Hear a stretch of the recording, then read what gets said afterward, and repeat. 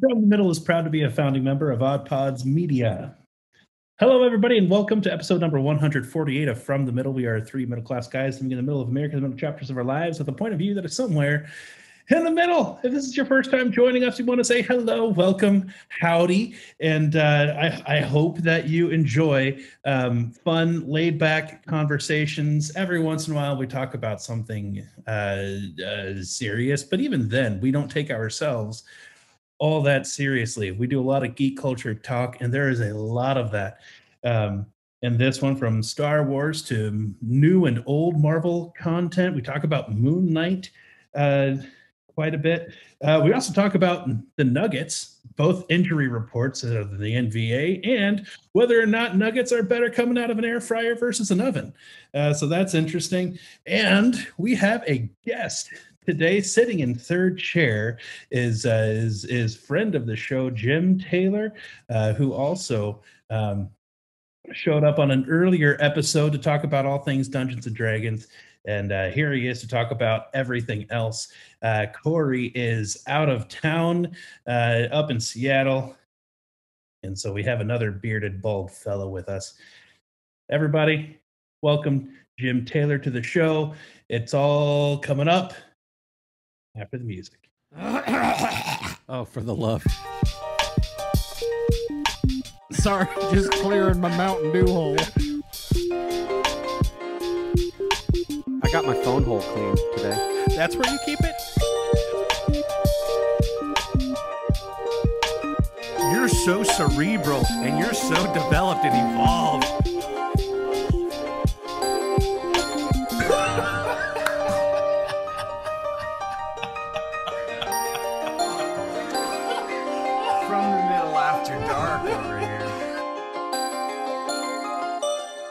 All right, guys, did you see this story about the reporter, the on-air injury report with JaMychal Green for the Denver Nuggets? Did you see that video? I did, yes. I've not. Okay, Jim did, Kendall is not. So let me read this little snippet from Yahoo Sports, and then I'll tell you what it was like to watch the video. We'll share it too from our social media pages. So Nuggets reporter hilariously delivers on-air injury report after yelling to JaMychal Green. Scott Hastings, former NBA player, delivered perhaps the best, most accurate injury report possible on Wednesday night. All he had to do was ask.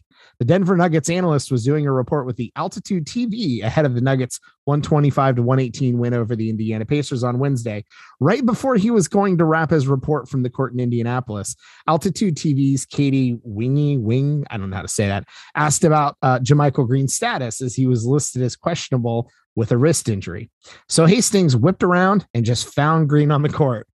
And literally, it was like an SNL skit with Will Ferrell. He literally, he's literally on the court and they're warming up shooting, and he turns around. He's like, "Hey, JaMychal, you playing?" Yeah, I was gonna say it takes more than one time to get his attention too. And JaMychal turns around like deer in the headlights, like a parent who's yelled at him to come to dinner, and just goes, and then the guy just turns back around. He's like, "No, he's not playing. Nope, he's not playing." It was so good. Yeah. I've never seen anything like that. But it takes a former NBA player as an analyst to go, he's right there. I'm just gonna ask. I'm just gonna go ask him. JaMychal, hey, you playing? No, he's not. It was a very Ma, the meatloaf. It's exactly what it reminded me of. I thought it was so good. We'll make sure to share the video because it was really funny. And obviously the in-studio anchor is just like cracking up at this point because, like, I love it. Just that's perfect kind of journalism. That's perfect. So how you guys doing? That was one of the funny things I saw this week. We need to introduce Jim with us, right? Did we? I don't know if we did that or not. Well, we did that did we do that in the intro? I don't know. Everyone's getting so obviously we record the intro for those of you listening who haven't put this together. Yeah. We don't know what we're going to talk about yet. We will know what we have talked about. And so we will be recording our intro after our episode. So it feels weird that we haven't introduced Jim yet, but I suppose we will have introduced Jim by now. Anyway, that's enough confusing stuff. Jim, how are you doing? I'm good, man. How are you guys? Great. So excited to have you back. For anyone that hasn't listened all the way from almost the beginning, you were a guest on episode 17. 17. Episode 17. Like Very September exciting. of 2019. We hadn't Britney Spears wasn't in charge of her life yet. We hadn't shut down. COVID wasn't a thing. Yeah, wild. Yeah. Lot has happened. You're welcome back. So if this was a three-way WWE match, this week Kory tagged out, Jim tagged in, and it's right. me, Kendall, and Jim this week. And Jim, you graciously accepted our invitation very last minute, hastily, as a third chair. So thank you for accommodating. No, it's my pleasure. Yeah, I'm Big E broke his neck, and that's Kory, and somebody had to step in. So happy to do it. What are you gonna do? Maybe Kory's lost in Seattle, and we'll never know if you're following along on social media. But I'm so glad to have you back because your episode was fantastic. But we had such a specific theme that we talked about the whole episode.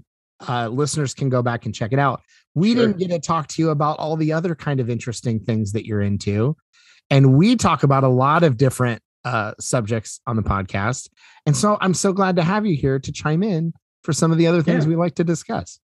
Yeah. Thank you very much. Yeah, that was a lot of fun. It was a long time ago, but congratulations to you guys.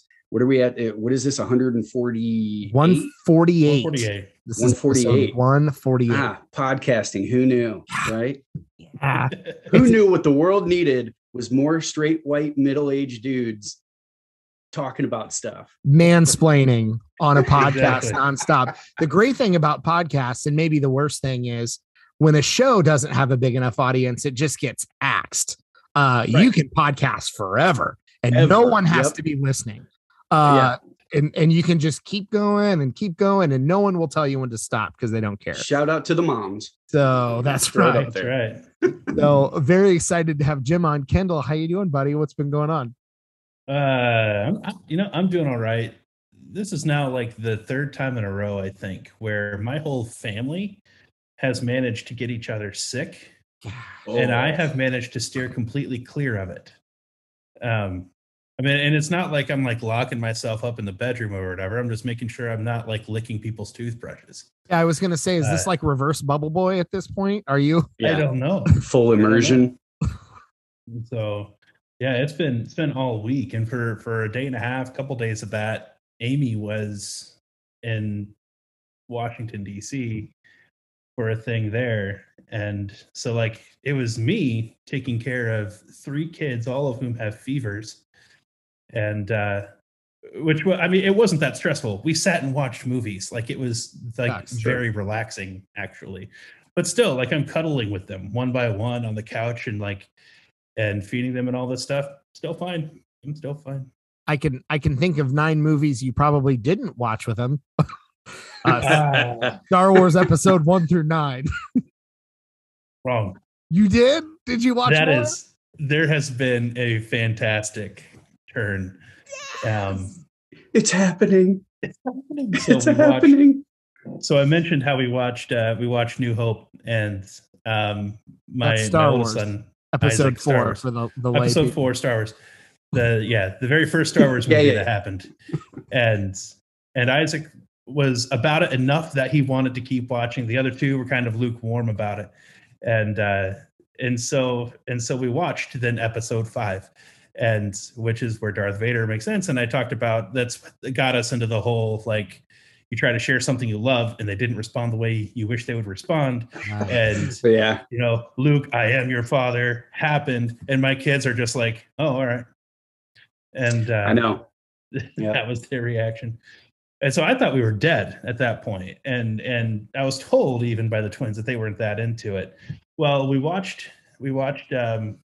episode 6 together, and then the Ewoks bring them in, sucked them in. No, they didn't care about them so much. But for some reason, like after that, like I had then told them that now we need to go back in time and explain to them what would be next up if we're going to continue watching these movies with the prequels. And for some reason that interested them quite a bit. That idea of going back and finding out where Luke came from and where Darth Vader came from. And And so we went back to the Phantom Menace. They are sick now, and we start watching the Phantom Menace. And after that, all three of them were hooked. They wanted to get to the next movie. All right. And even my daughter, who I was not expecting whatsoever, like I had felt bad because we had just spent the morning watching Phantom Menace, and they were all sick, and we drove to go pick up pizza while my wife was out of town. And on the way back, I was like, okay, we're going to eat pizza and we can watch a movie or watch whatever we want. We're going to have Lydia choose. We're going to do whatever she wants. She wants to watch the next Star Wars movie. That was her choice. All right. And so we did. We've been averaging 2 a day. Wow. We are now, like, we have to watch Rise of Skywalker, and then we'll be done with the 9. Wow. And then they want to go back and they want to watch Solo and Rogue One. So okay, I have two thoughts. yeah. First of which, I feel like if Kory were here, he would say, we need to fact check ourselves. He doesn't say, Luke, I am your father. He says, no, I am your father. I am your father. Because any geek that was listening was like, these guys are terrible at this podcast. Got us off right there. So fact checking ourselves. Second, this just illustrates to me that although there are some legitimate knocks on the prequel trilogy, if Star Wars is meant to appeal to children, the prequel trilogy absolutely still does that. And people might not like some of the political aspects or Jar Jar or whatever, but you can't tell me like pod racing isn't exciting for kids to watch unfold on TV. Like, I don't care if people don't like it. It's exciting for kids to watch. And I'm not surprised at all that they liked episode 1. And I'm glad to hear that they did. That warms the cockles of my heart that they enjoyed the prequels. They enjoyed the prequels. They were more into the sequels. But I think that's just because of the way that the sequels are set up. Like, sure, they're set up with and finally here's Luke Skywalker. Wait till next time. Yeah. So they very much wanted to follow.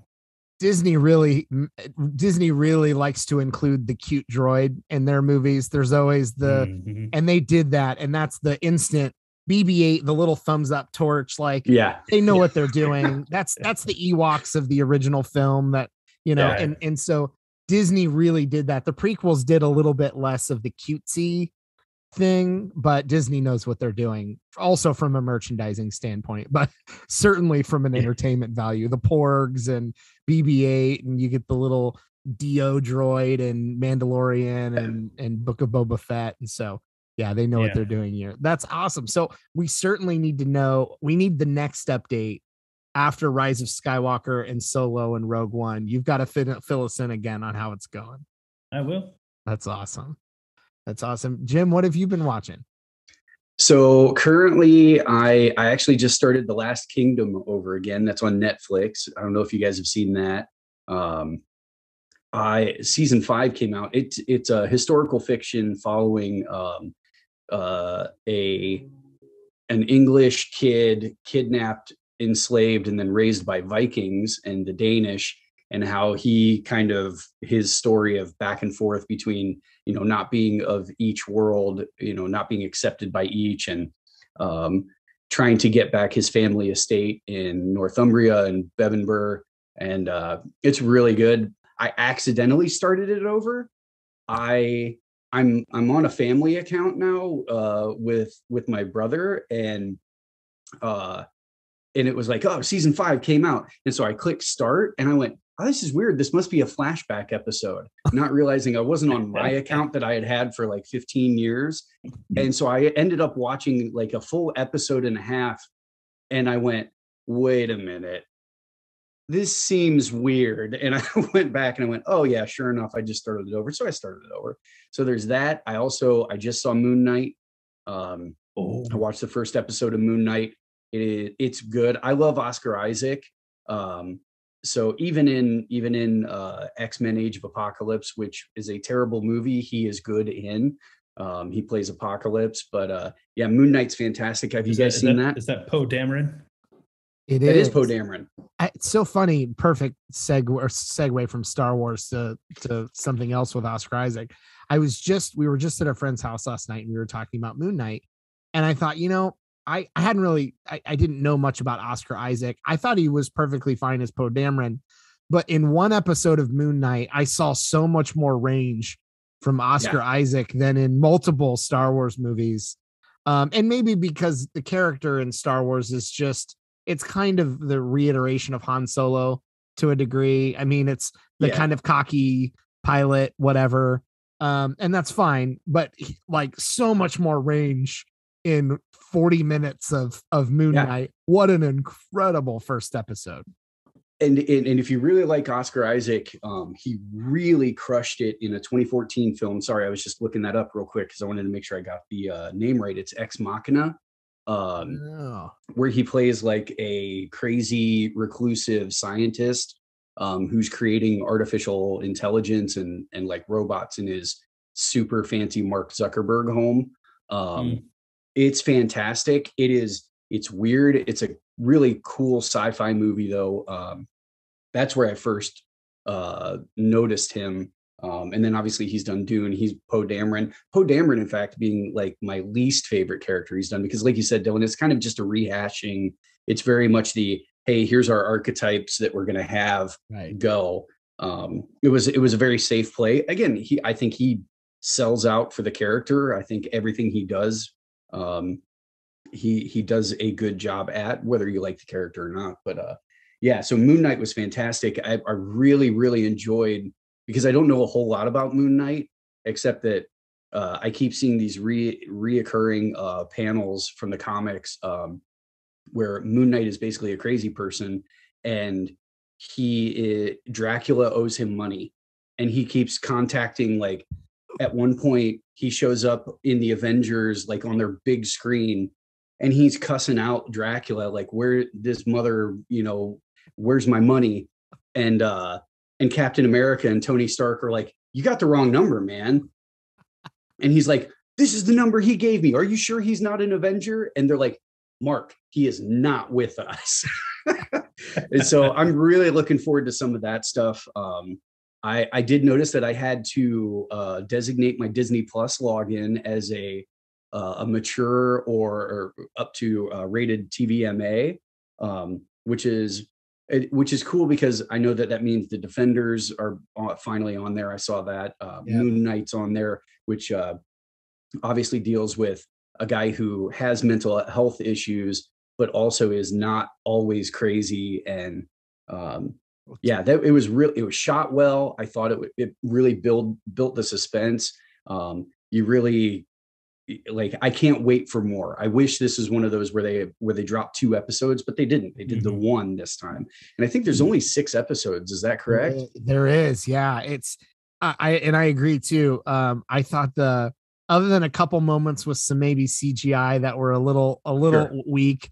I thought they'll hire somebody from YouTube that does it better in like 2 weeks and redo it, and it'll be fine. Yeah. It's incredibly well done. And I think for anybody that has Disney Plus, really the combination of Moon Knight and all the Marvel shows coming over from Netflix to Disney Plus really triggered that TVMA rating. So if you're curious, I don't know if that means we'll eventually see like Deadpool come to Disney Plus back from Hulu. But I think my favorite part about really, really big picture with Moon Knight so far, and then Kendall, I want to hear what you thought, because I think you watched it too. We are getting pretty deep into the point where I know very little about a lot of the stuff that they're doing now. Yeah. And so I'm so often surprised and delighted at what they're doing that I know nothing about. And so I'm watching this first episode of Moon Knight, knowing that it's a Marvel property. There's elements of it that feel like a Bourne movie. There's elements of it that feel like the Mummy franchise in a good way. Yes. Like, because with Brendan Fraser, because I love those movies. Yeah, I do too. Fun. And so you're getting all this like Egyptian lore, and you're getting like some action elements. And then Oscar Isaac's acting is incredibly good. And so I think for anyone listening on what the heck is Moon Knight and the Loki series and Shang-Chi and Eternals, and like, I think people should just try to hang in there for what they can if they've enjoyed a lot of these movies, but are maybe unsure. of some of these characters. This one is certainly not for children, in my opinion. I mean, this is like a No. teenager, upper teenager and adult, maybe. But I'm so surprised and delighted by all these new things I'm learning about the Marvel universe. I had no idea. Yeah, absolutely. I mean, it's been the last few Marvel series or features that I've seen have been characters and stories that I have either never heard of or wasn't cognizant of hearing about. And it surprises me. It surprises me because even with all of the Avengers movies and Transformers and all of that stuff fit into my pigeonhole of what comic book world is. And then there's these new things coming out that are like, oh, I had no idea that like they were that they were broader in spectrum. And so it's kind of redefining what Marvel is for me. But Moon Knight in particular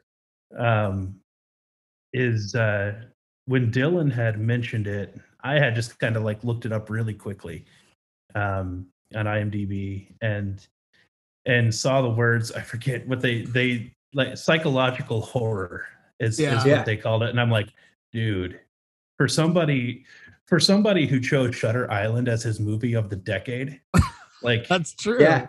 Psychological horror is my jam.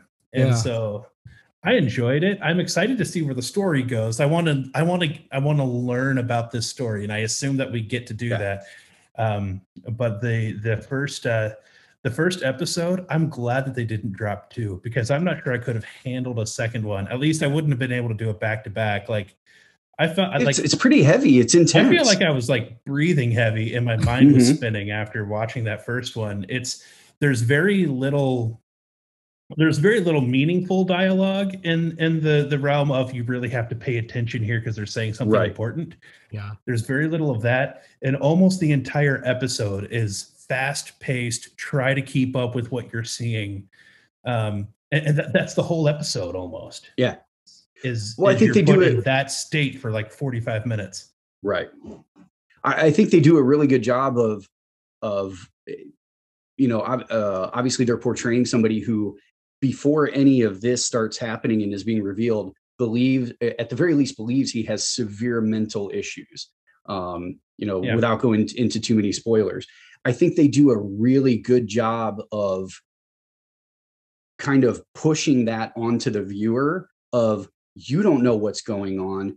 Now you know what it feels like to be this guy who literally he has no idea what's going on. He's waking up. He can't trust anything, including his own mind. And so you're sitting there just confused as crap for 45 minutes until the end, where it starts to congeal a little bit. But yeah, I think that's Disney knowing what they're doing and having somebody in charge who knows what they're doing. I liken it to my favorite episodes of The Mandalorian, where Bryce Dallas Howard was in charge. She just needs to be the director of Book of Boba Fett, where she was directing that episode and previously had done The Mandalorian. She just needs to be in charge. Like, there are certain people that just get the content that they're doing. And that's when you give them the golden handcuffs, which actually Oscar Isaac has described as, he's only signed on for 6 episodes, which I really want to see him continue this character because I think he's fantastic at it.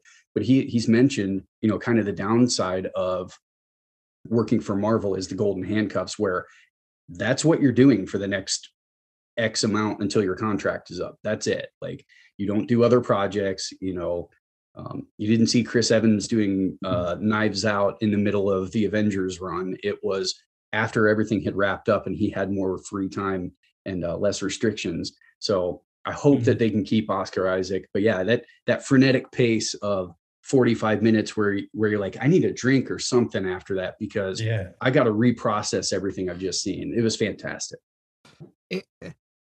I keep having this moment after it seems like it's recurring after every 3 or 4 new movies and shows come out. And I think back on the most recent batch of whatever I've watched, and the names. This is not a celebrity worship thing, but like how much the industry has changed from in the sense that we have Oscar Isaac. Marvel just convinced Oscar Isaac and Ethan Hawke to do 6 episodes of television. For all intents and purposes, it's television. And if you go back and just like search celebrities in the Marvel Cinematic Universe and go through the list of all the people that are doing, quote, just superhero movies and TV shows, it just blows my mind. And now we're going to hopefully see like this, if I'm wishful thinking a little bit, we had our buddy Jon Snow from Game of Thrones introduced as another hero, the Black Knight. That was in Eternals. We could see Shang-Chi, Moon Knight, Black Knight, and whoever else team up in a superhero movie with all the lore and everything that swirls around their characters, and how friggin' wild that would be. And so it just blows my mind that like, I sound like an old man, but I say this frequently to my wife when she's like pitching new shows for us to watch. And I'm like, what network is it on? And she'll say ABC, CBS. I'm like, the best TV is happening on the streaming apps right now. If it's, I'm not watching anything off the major networks. Like, because it just feels regular TV, get out of here. Yeah. When was the last time ABC or NBC had Ethan Hawke show up in a series? Like or Oscar Isaac to do a TV series. It's just, we're incredibly lucky as nerd fans to get to watch all of this unfold on streaming. I just love it. Have you watched any of the Marvel Netflix shows that just recently went back to Disney or recently went to Disney Plus? I love Daredevil. There is I believe it's episode 2. There's a 5-minute single shot hallway scene where all it is it's a slow, you can tell the camera is just moving down the hallway, and most of the action is off screen. And Daredevil, he's in his black costume. He's not in his actual Daredevil costume yet. He's going room to room and just taking out thugs. And you're getting like, it's almost like the, what is it? Noises Off, the Broadway show where they keep opening different doors all over the place. I believe that's the one. Well, it's similar to that, but it's so, there's something about the way that, punches back in the 80s sounded like you were hitting, they were the weird, like, cha, cha, cha, cha, like just the sound of them. And now just the thud of, and it's great Foley work, obviously, because they're not actually hitting each other, but the way they impact and the way Charlie Cox in some scenes, and obviously his stunt double in others, the way they do it and they go back and forth, and it's a single shot for 5 minutes and 40 seconds or something. And they go, excuse me, they go single shot all the way down the hallway, then a slow pan, turn around to the camera and come back. And it just keeps going. And it's, so that's when I love, I also love Punisher, speaking to people with mental health issues. So I've seen that. I watched most of, what is it? Danny Rand. I can't think of his Iron Fist. Mm-hmm. And again, I enjoy a good Kung Fu, even just for the sake of it being a Kung Fu movie. I've watched Luke Cage. I haven't seen but a couple episodes of Jessica Jones, but the Defenders as a whole, I'm a huge fan of them, because there was a lot of talk of, oh yeah, we're just going to ignore all of that. And then of course they kind of said, just kidding, after the fan outrage when Charlie Cox shows up in No Way Home as Peter Parker's lawyer. And yeah, so I'm a huge fan of all of them. Yeah. I can't wait to see where they go, especially Daredevil though. I think Charlie Cox is an incredible actor. He gets the physicality of it. And I think just the whole direction, the writing, everything was really well done, especially for that. And it's very contrast and stark to what they were doing at the time with Disney proper and the Avengers and all that. So yeah, I remember there's a place for it.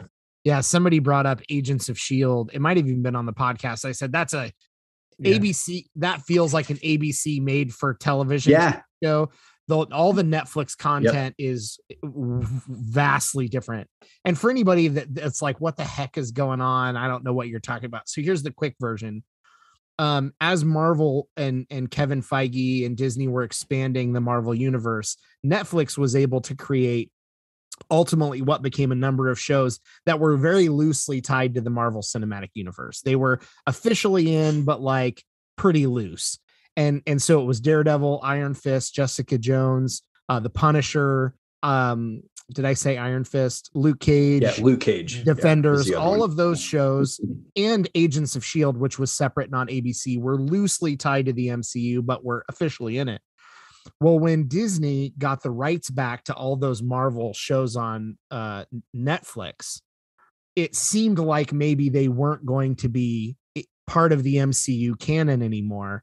And spoiler alert, we had two major characters that were reintroduced, same actors, same characters, into the Marvel Cinematic Universe. Vincent D'Onofrio made an appearance in Hawkeye. So good. Charlie Cox, which you just referenced, reappeared as Peter Parker's lawyer, and it's assumed he's Daredevil because it's the same actor, same character. And however, we're still in this sort of nebulous space where are only those two characters canon? Are all of the Marvel Netflix shows officially canon again? We don't know. It's kind of up in the air. But basically, the two main people that most fans wanted back, we got back, which were Vincent D'Onofrio as Kingpin and Charlie Cox, presumably as Daredevil. At the very least, he's Matt Murdock. At the very least, he's Matt Murdock, and likely Daredevil. So that's where we are. So we don't even know officially if Agents of S.H.I.E.L.D. and all the other stuff is technically fully back in the MCU. But the rumor is that Disney and Disney Plus are planning Daredevil maybe season 4, or maybe it's a reboot. We don't know yet. So, but hopefully that's continues with Charlie Cox having reappeared in the Spider-Man movies as Matt Murdock. That's kind of where we are. So for anyone like, I have no idea what's happening with all those properties. Yeah, it's big. It's hard to follow along. It is. And it's really, the big picture is Disney's trying to get the rights back to all their characters and get all their shows under the Disney Plus umbrella, so that you can watch all the Marvel content on their platform. And so remains to be seen what all is pulled back into the MCU. But Kendall or Jim, any other thoughts about Moon Knight or the Marvel Netflix shows? I'll say that as you guys were talking about just how much fandom is wrapped up in these features and series, and especially pointing out like the talent that's being drawn in, and obviously that includes like the biggest name actors that Hollywood has to offer, but it also has like phenomenal writers, and it also has phenomenal everything. Yeah. I mean, I'd imagine their tech and their sets and things like that are all incredible, and I think that it's about time for people in the industry. Like, I know we've talked about it before, but it still boggles my mind how like the self-important bodies that are in charge of the Oscars and the Emmys fail to recognize Marvel as a legitimate contender and some of the best ofs, because I think that they have the best of the best ofs. Even the storylines and the feelings. I mean, if they want to be political, there's politics too in Marvel, and all of that stuff. So I'd imagine we're probably about due to take a short break. I don't know if there's anything else that we can mention about the Oscars, but we'll find pretty out. Boring this year, right? I think we all go take a deep breath, hear from one of our friends in the Odd Pods Media Network, and come right back to unleash that breath.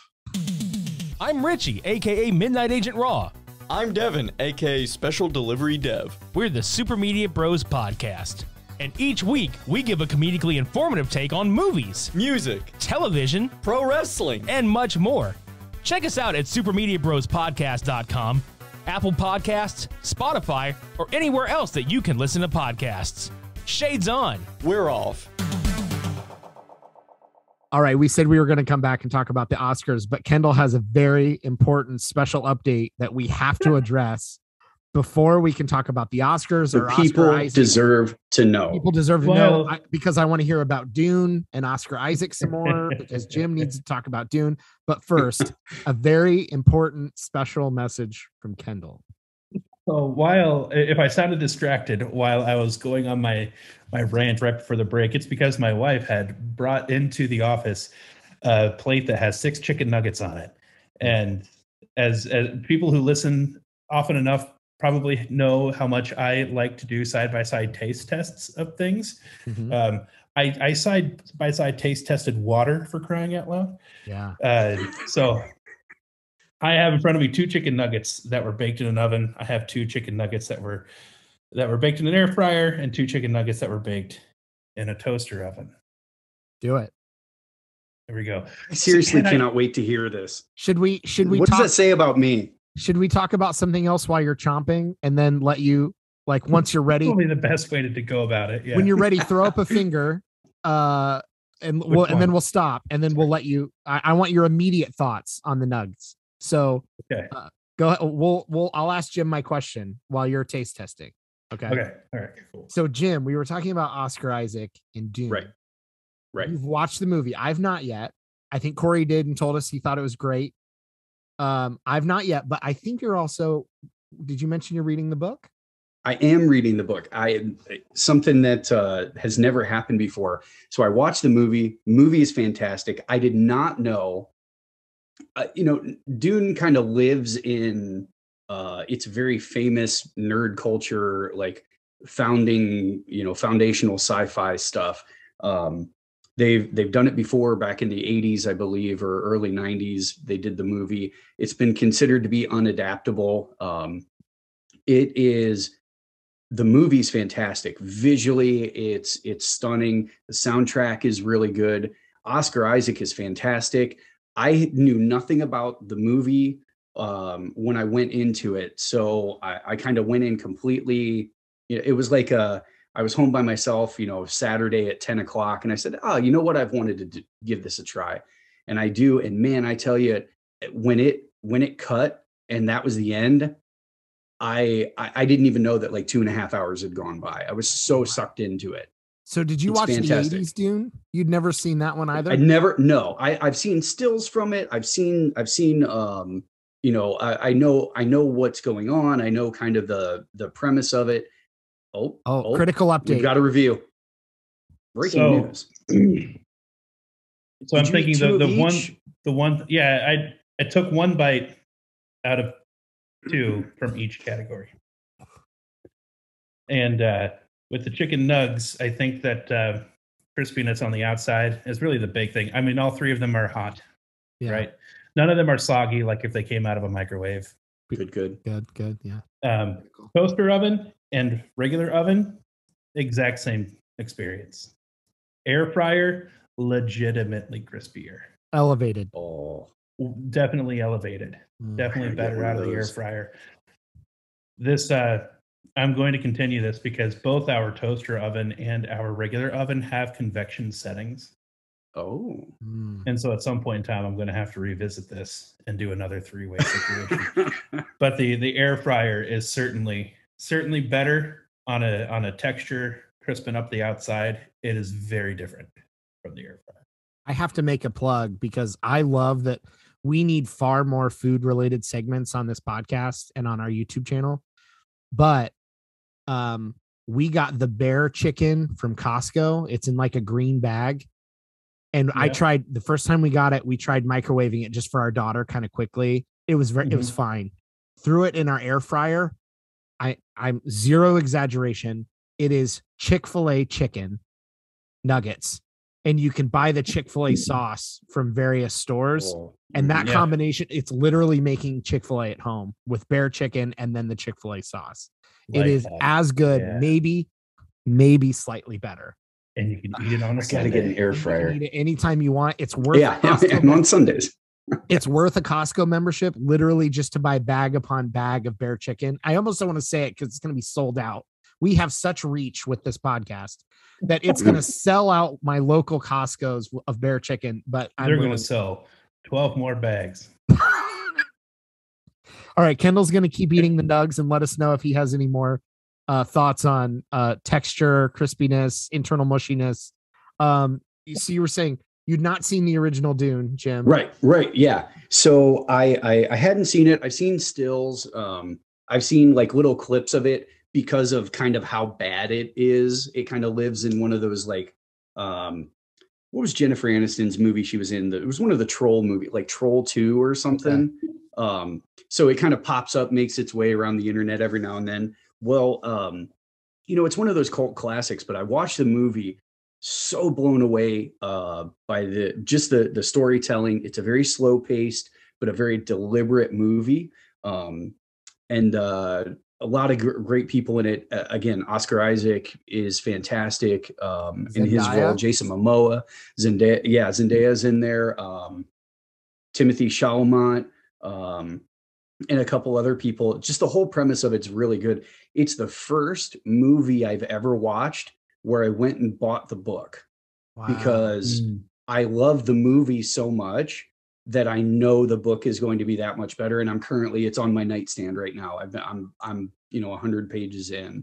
And it's, I read through and, there's obviously a lot more that they can't go into detail in a movie, but I can see why people think it was unadaptable because it's so story laden. It's really heavy. It has its own universe and religions and politics, but there's something very relatable to everything that's happening.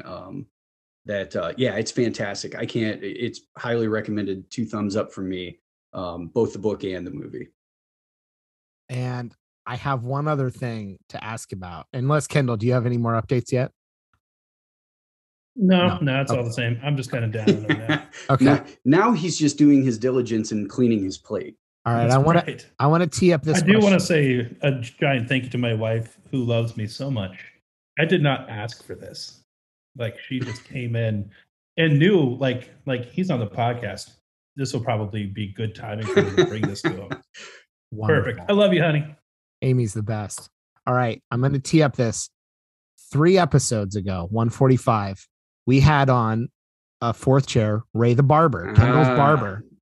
Mm-hmm. And when we teed up that episode, we had heard that he just watched the Batman. And we put a disclaimer out at the beginning of the episode because our show is not about poo-pooing things. That's not what we do. Right. Our show, we like to just try to be reasonable and have a discussion. Almost unanimously positive reviews for the Batman. However, we had Ray the Barber on, who happened to be somebody who didn't like the movie at all. Wow. Now, we don't expect you to be caught up to where you've heard the Ray the Barber episode. However, I heard you just watched the Batman. Yes. And to be fair and to give everything a shot, we know the reviews are very, very positive across the board, except with Ray the Barber. What were your thoughts on the Batman? I went in with very, very low expectations. I'm one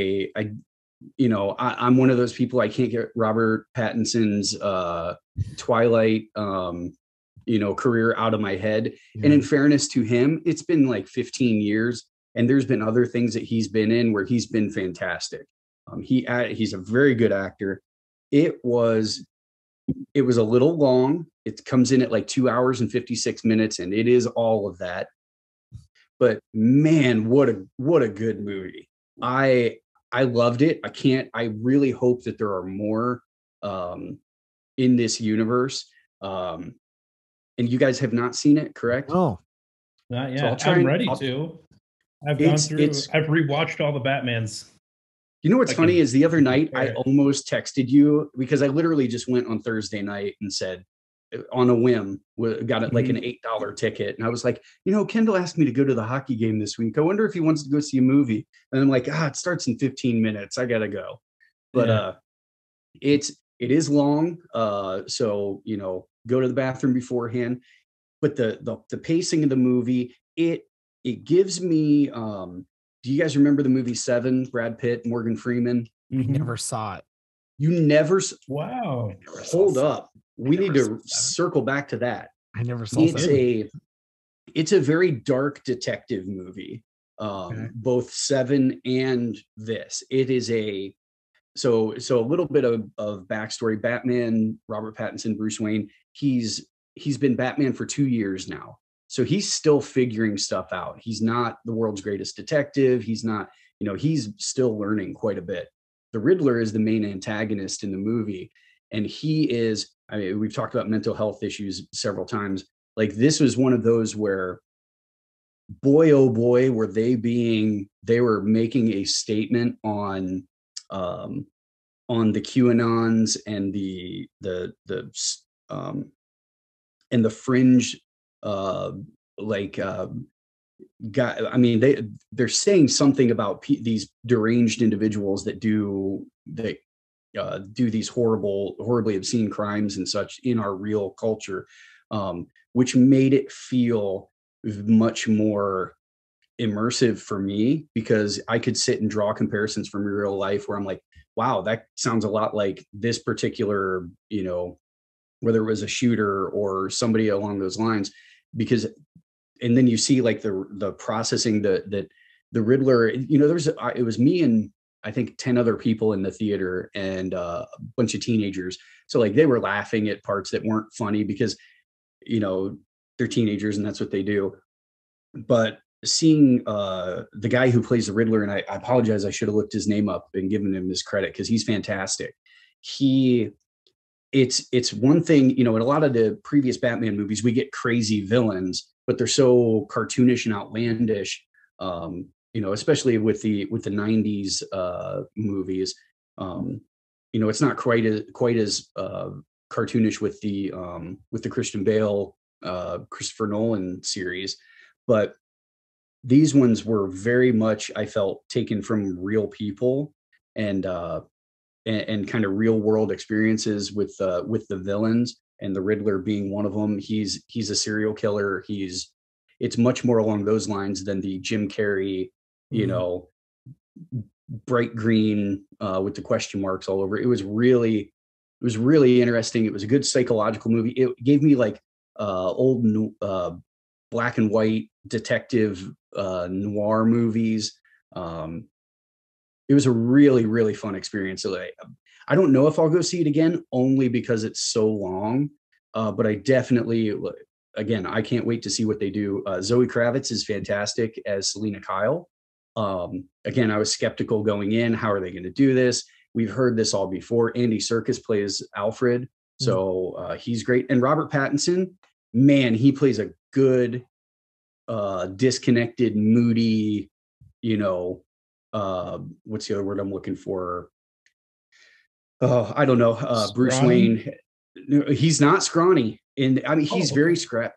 He's probably more. So in the comics, Batman's usually between 6 feet and 6'2" and weighs anywhere from 205 to 215 pounds, which isn't the biggest dude in the world. But when you're solid muscle, it makes a huge difference. So he's not like a power lifter. But in this, I'd say Robert Pattinson's somewhere in the 200-pound range. Again, the soundtrack, it's kind of like Joker. Back when I know Kory saw that. I can't remember if you guys saw Joker as well. Recently, how the soundtrack is deliberately made to put you on edge the entire time. It's why it's played in weird keys, etc. They did something similar, I feel, with this, because I just kept having that kind of skin crawly feel all throughout the movie. I also got horror movie vibes where it wasn't because I was seeing the Riddler on screen. It was because I was seeing Batman on screen. He's the boogeyman in the movie. And I thought that was a really cool way to portray that, as opposed to it was more like you're watching third party something happening and trying to determine the roles of everybody in the movie, as opposed to some of the other Batman movies where it's like, good guy, there's the bad guys, go get him, and you're kind of steered in that direction to look over the shoulder of the good guy the whole time. Right. I felt that was a pretty cool, unique. Yeah. So sorry to your barber. But I disagree. I thought it was really good. I was genuinely surprised. Again, 2 thumbs up if that means anything for me. I can't wait to see where they go from here. And also they've just released. So apparently they just released online some set of riddles or something. After everything, there's no post-credit scene, which is good. I actually looked it up in the theater. I was like, is there a post-credit scene? Because I really got to go to the bathroom. And all it says is goodbye, which is good. I'm not spoiling anything. I don't think it's related in any way. It's just one of those, like, DC is basically going, hey, time out. We're not Marvel. You can go now. But they released like a set of riddles online. And once they were decoded and the riddles were solved, there's a 5-minute bonus scene with the Joker, or what we presume to be the Joker, and you get Batman is across the glass from him, and it's a much more raw. Heath Ledger played kind of more of a deformed, possibly victimized Joker. This guy looks like maybe it's a horrible birth defect or something terrible happened, like just the way the costuming is done, etc. And I can't remember his name either, but he was in Eternals. He was one of the guys in Eternals recently. So but I'm looking forward to it. I loved it. I have a couple follow-up thoughts. I totally agree on Joker and the music soundtrack building tension. Dunkirk is another movie that does that really well. The whole movie, there's no emotional reprieve in Dunkirk. There's one scene where 5 minutes officers are talking in an English garden. It's kind of green and light for 5 minutes, and that's it. That's another one. Second one, shout out, I've done this before. The YouTube channel Ambient Worlds has like live wallpapers with the score and music and whatever. They have one for the Batman. So if you're into that, head over to Ambient Worlds and check that out.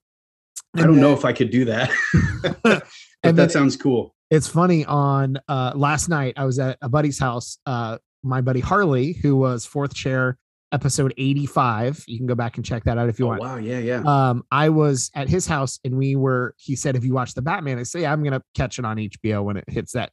He's like, dude, you need to watch it. And I said, yeah, I'm going to watch it. He's like, no, you need to go to the theater to watch it. Yeah. And so my follow-up question was going to be just that. I was like, I'm not slumming it at home on my home theater. Like, it's not like I've got a $50 sound bar. Like, and he knows that. And I'm like, I really can't enjoy it as much at home. He's like, no, you need to go to the theater. I think it's an experience. Okay. And there's been a lot of movies that I've sat through and went, yeah, I could have seen that at home. Even some of the Marvel movies where you go, okay, afterwards, I really think about it. Iron Man 2 and 3, it was great to see it in theaters, but it's just as good at home. This is one of those where it's an immersive, it's a dark, captive, I think the theater is another part of the cast in that aspect, because you're out in public, you're out anywhere, and it helps to immerse you in that dark, almost foreboding experience, being in that pitch black. I thought it was really cool. All right, he weighed in. How's it going, Kendall? Good. I'm excited to watch this movie. I don't know when. Really hard for me to find a time. Get to a theater, but my plan had been the same as yours, Dillon. Wait until it comes out, and then find the way to short-term HBO, watch a movie, and then get out. Yeah. That's been my plan. Probably still is my plan. But I was gonna say, you're like me. You're Stone Ridge, $8, man. You're not slumming it on a sound system either. That's my thing. Like, we don't have $50 sound bars. We have a nice experience. Exactly. Yeah. I mean, if I can get my floor shaking, right. And that's like half of what you're trying to do with the experience anyway, is you want to feel when they're trying to rumble something at you, you want to feel that. Right. And then you want to also hear dialogue. Quick tip for anybody who like gets frustrated streaming movies on their TVs, like the action is so loud and then the dialogue is so quiet. Fix it with a good sound system. But like give it those movies were made, they want legitimate speakers and hook up some legitimate speakers. It fixes even that a problem. decent sound bar, makes a world of difference. I've said that for years. Like if you're into movies, bare minimum, spend at least $300 or $400 on a sound bar and up. Like anything below that's not going to be that much more than your television, but spend at least a couple $100 on a decent sound bar, and it'll make the world of difference for movies. Yeah. I mean, you can follow it around on your remote if you can't spend that kind of cash on a movie. But just telling people, like, if you want to, there is a fix to that problem, and the fix to that problem is you spend a bunch of money on audio equipment. But I have an unrelated. So I have been psyching myself up for this movie. Like I said, I went all the way back, and I've watched through all of the Batman stuff. I watched through everything except for Batman versus Superman, and that's only because I feel like I'd have to like go back and watch like Man of Steel before, and I just don't feel like doing that. So I'm ready for that. I've also, by the way, I watched through all the Spider-Man movies a while ago. My wife and I did just watch No Way Home. Over your shoulder, Dillon, is that worth mentioning? That looks like something exciting right there. Is that something exciting? Yeah. I didn't do a mid-bit video for that. Too much stuff showed up from Lego all at around one time, and I really should have done a mid-bit video. Yeah. This is if you're on YouTube, you should be and subscribe to our channel. We post all kinds of bonus stuff. This box right here is the Marvel Daily Bugle building, and most of what I buy that's bigger is Star Wars thematically. But this set has so many minifigs in it, and I'm a bit of a minifig hoarder. There you go. It has so many. It's got Punisher, it's got Daredevil, it's got various versions of Spider-Man, Miles Morales, it's got the innocent bystander characters, it's got villains in it. Like there was so many. It's the whole news tower. It's got a street cab car. Like there was just way too much to not get the Daily Bugle building.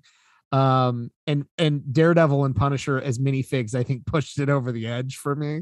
That's awesome. It's incredible. You can get it. It's $300 at lego.com. This was one of those things. The previous Christmas, I was asking for gift cards to get the Mos Eisley Cantina set, which was about $350. So it was saving Christmas money and gift cards for that. This year was Daily Bugle, and it took me months after Christmas to wait to order it and get it. It's not built yet, but it's there, it's ready. And yeah, I'm a big Lego nerd, or adult fan of Lego, AFOL. If you're trying to search if you're trying to search it on social media, that's how you can find your fellow nerds.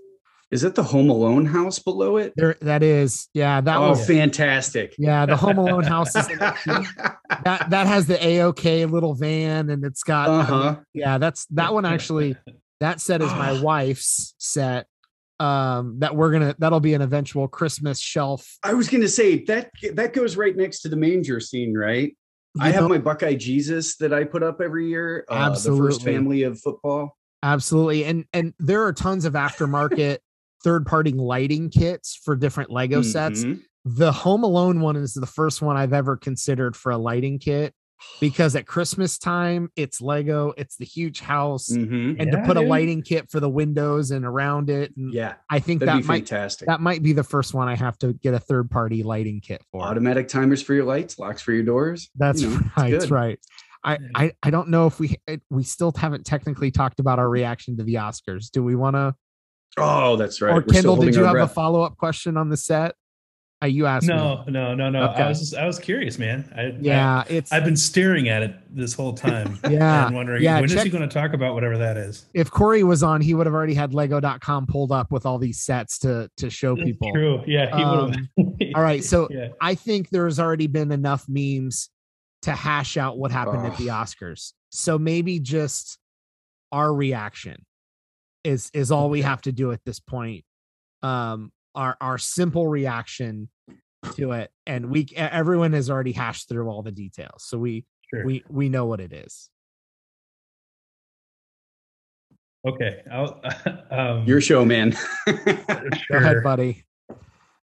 My basic reaction is it's really hard for me to muster any real kind of angst either way on the whole thing when there's like important freaking stuff going on in the world.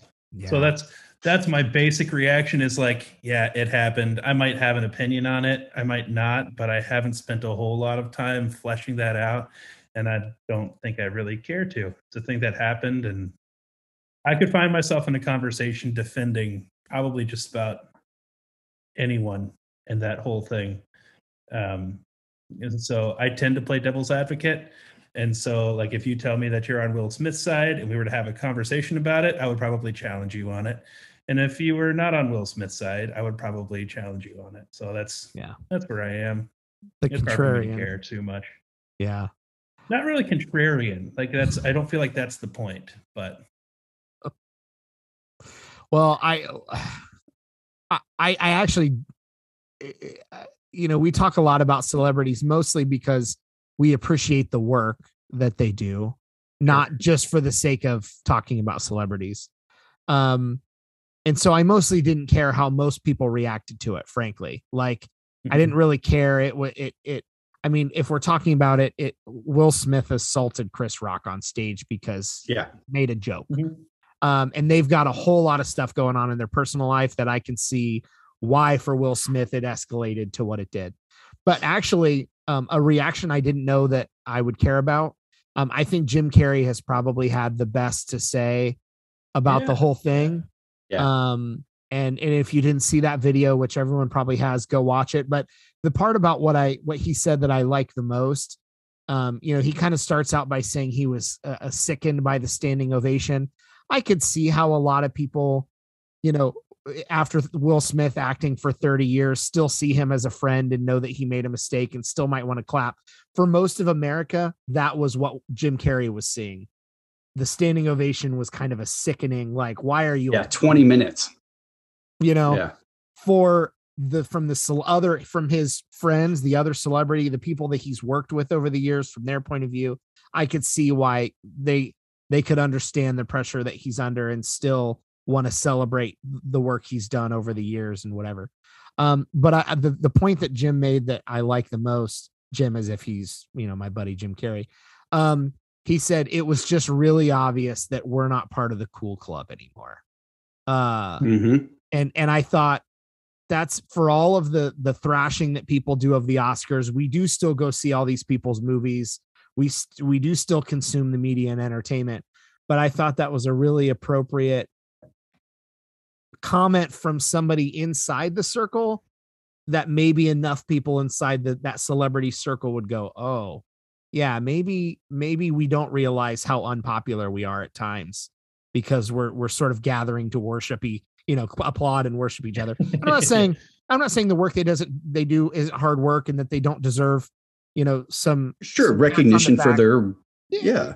It's not that, but I think most of America sees that as like this pedestal that they put themselves on, and so I appreciate in a room to smell each other's farts. I appreciate Jim's remarks about it. Just made it really obvious that we're probably not the cool club anymore. After seeing what I saw, and so I'll kind of leave it there. I think people can go find that video, Jim Carrey's reaction. Now there was some pushback from the internet on that. Newsweek claims that Jim Carrey backpedaled. If you see that headline, but actually read what he says, and he doesn't backpedal. He doubles down. He said, "Look, Jada's tough. Well, they've got a lot going on." He really doubles down on what he says in the video. So that's all I'll say about it. That I appreciated Jim Carrey saying what he said, and he's got his own issues, to be clear. But but I, broken clock right twice a day, right? That doesn't mean he can't have valid criticism of what went down. So. I'll leave my thoughts at that. I think one of the biggest takeaways that I saw first, all I saw was the slap without the audio. And I thought, this is fake. Yeah. This is, I don't know why, but it's fake. And then I saw the absolute, like, because Will Smith is a pretty emotional guy to begin with in his acting, et cetera. And as he's saying to, keep my wife's name out of your mouth, and laden with expletives that came out a little bit later.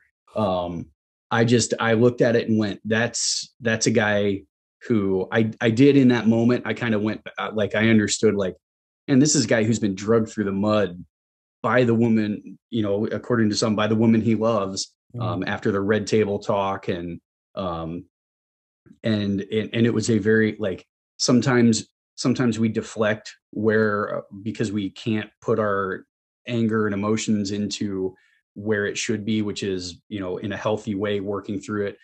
But, in best case scenario, with the person that you're angry and emotional with, and in Will's case, probably hurt by, and he directed it at Chris Rock, who is someone who was an easy target and was making himself an easy target. But guess what, man?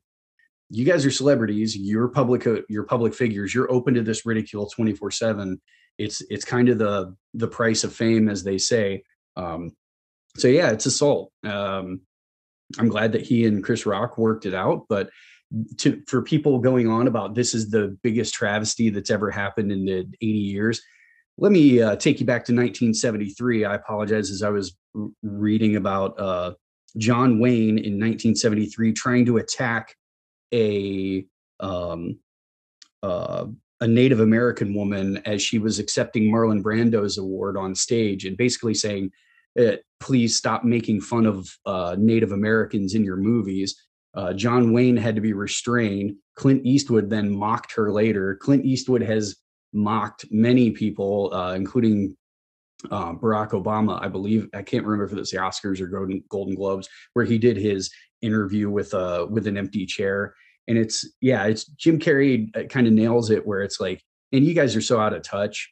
At the end of it, I'm glad I don't watch any of the award shows, because I don't care to begin with. And like we've said, they take themselves so seriously. It's kind of like baseball writers, how they won't let certain people into the Hall of Fame because they have an axe to grind, or they'll say, well, Babe Ruth didn't get 100% of the Hall of Fame votes, so we can't 100% give clear cut people, the proper votes to get into the Hall of Fame. Get over yourself. That's what I would say to Will Smith, to Chris Rock, to Jada Pinkett Smith, to the Oscars, to everybody, is get over yourself. As we sit on a podcast, hoping to get more and more popular, and to the point where that was my first thought was, this is fake. And then my initial thought was, it's just lame and it's stupid. It's the same thing I thought when Myles Garrett from my Cleveland Browns, hit Mason Rudolph over the head with a helmet. Guess what, Will Smith? This is what your career is now defined as. Myles Garrett. It doesn't matter that you are a philanthropist and all these things. You hit a dude with a helmet on a football field. Yeah. It's going to be part of you. Look, Ben Roethlisberger, Deshaun Watson, Kareem Hunt. Guess what? You did it. That's what you get for the rest of your life. It doesn't necessarily mean your career is over, but it does mean that this is going to be part of what people think of when your name is uttered. Look, if walking up on stage and slapping Kory across the face gets us more subscriptions and downloads, I'm willing to do that. I just want I'm pretty sure Kory would be willing to do that. He'd take one for that. And if anyone listening is wondering why we're even discussing it, two things. In episode 147, we very wrongly said nothing interesting would probably happen at the Oscars. So we absolutely had to circle back and discuss it because voila. Second, I did say in episode 147, it's one of the award shows that, despite all of the stuff that I don't care about, it does legitimately draw attention to movies that I would never have seen or tried to watch otherwise. Sure. So for me, I will continue to watch it, not because I care about them putting each other on pedestals, but I never, just as an example I used last week, I never would have went and watched the movie Parasite if I had not watched the Oscars, where Parasite over and over, you get to see these people come up, you get to hear music and see little clips from it. And it peaks. I wouldn't have watched The Shape of Water. And so it's another great example. Yeah. And so I do think there is something to there, a little something that's in it for the average viewer. if you're into film and you like trying out different movies. But in no way, shape, or form do we celebrate them just celebrating one another and think that it's, cool or glamorous. There's enough people that do, though, man. That's why they keep doing it. Yeah, let's just make it about the actual. Let's make it about the actual art and keep all the other stuff out of it. So that's why we had to talk about it. Indeed. I like that we had to apologize. Yeah. Here we are. Sorry, guys. We got the Oscars. Sorry. Everybody's doing it. Everyone was already tired with the memes within like 36 hours. So I had to go back. Any other updates? Anything else we want to talk about? For now, I think I've got something I want to hold over, but just a tease for next week is that I have actually heard from a listener a very, what I coined as the most thoughtful take so far on the daylight savings time legislation situation. But I'll hold that one back until next week. That's my opinion. Get rid of it. Let's just split it 30 minutes one way and then be done for the rest. Yeah. All right. Well, we will have to take that teaser with us into episode 149. For anyone listening, please head over to our partners and friends over at Artius Man. That's ARTIUSMAN. Thank you, Artius Man. Thank you, Artius Man. Please load up your cart with all the things that you could use in your house. There's a ton of amazing products. Use promo code The Middle. You'll save 25% off your order. You're going to get tons of sweet stuff. It helps a really awesome business, and it helps us a little bit too, and we appreciate that. With that, Jamichael, you playing? Nope, he's not playing. See you guys. Thanks for having me. Oh, that was fun.